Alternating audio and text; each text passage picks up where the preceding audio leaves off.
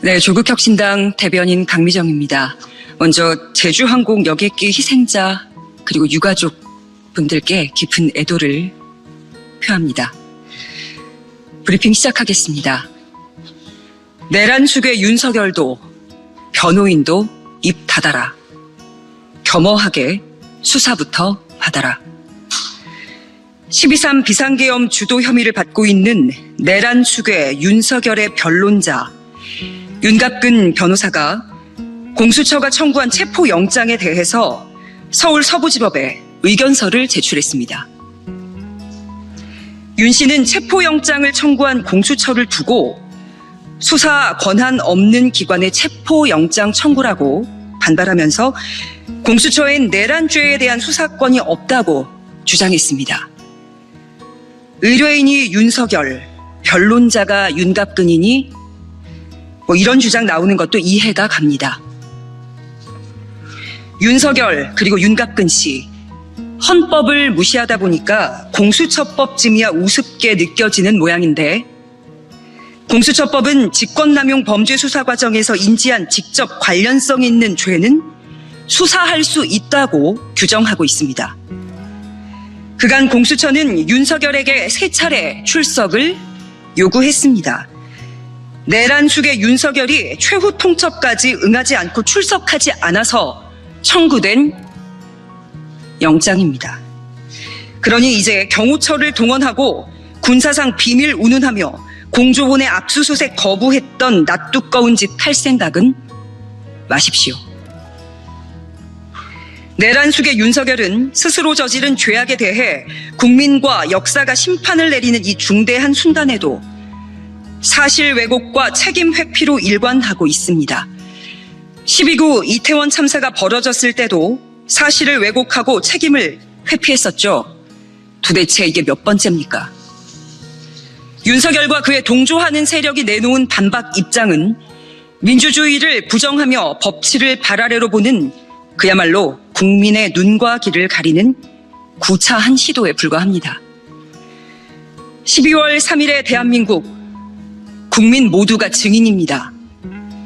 윤석열은 국가 권력을 사유화했습니다. 민생을 파탄으로 몰아넣었습니다. 반드시 이에 대한 책임을 져야 할 자입니다.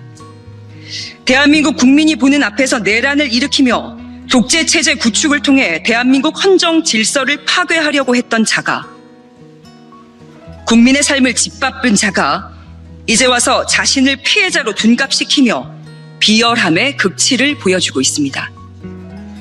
조국혁신당은 내란 축의 윤석열의 반박 입장을 강력하게 규탄하며 법적 정의 실현과 역사적 책임 추궁에 박차를 가할 것입니다. 내란 현행범 윤석열은 어떠한 궤변과 변명으로도 국민적 분노와 심판을 피할 수 없다는 사실을 명심해야 합니다. 내란 축의 윤석열과 그의 변호인 윤갑근은 더 이상 대한민국 민주주의를 모독하지 말고 아무 말이나 주워 섬기는 그 입 다물고 수사에 협조하십시오. 그리고 변호인 윤갑근 씨, 기자들에게 변호인 선임계를 제출했다고 했는데 변호인 선임계는 일본 법원에 제출하는 겁니다. 대한민국 법원에는 변호인 선임서를 제출하는 겁니다. 선임서가 잘 제출됐는지 확인하십시오. 직무 정지 중인 윤석열, 특활비에 손댈 생각 마라. 탄핵 소추안 의결로 윤석열은 직무 정지 상태입니다. 대단히 아깝기는 하지만 직무 정지 중에도 급여가 지급이 됩니다. 하지만 마음에 걸리는 대목이 있습니다.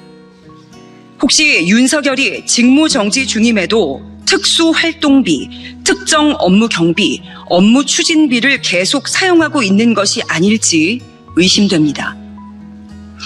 윤석열은 보통 사람들의 상상력을 간단하게 뛰어넘는 그야말로 괴물이니까요. 막연한 의심도 아닙니다. 윤석열은 이미 관련 전과가 있습니다.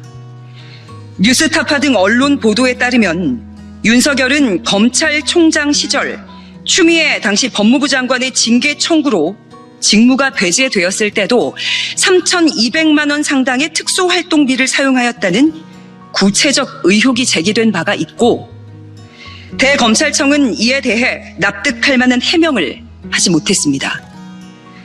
더욱이 윤석열의 검찰총장 특수활동비를 관리하던 금고지기들이 지금 고스란히 대통령실에서 근무하고 있습니다. 윤석열이 대통령 직무 정지 상태에서 특수활동비 등을 계속 사용하고 있다면 이는 업무상 배임죄에 해당할 소지가 큽니다. 공사구분 못하고 자신의 지시에 따른 군 장성과 고위 경찰이 10명이나 구속된 상황에서도 아무 잘못이 없다고 여기는 사람입니다. 그러니 특수활동비도 제멋대로 쓰고 있다고 충분히 의심이 갑니다. 혹시 거액이 든다는 변호사 비용도 특수활동비 현금으로 주는 거 아니죠?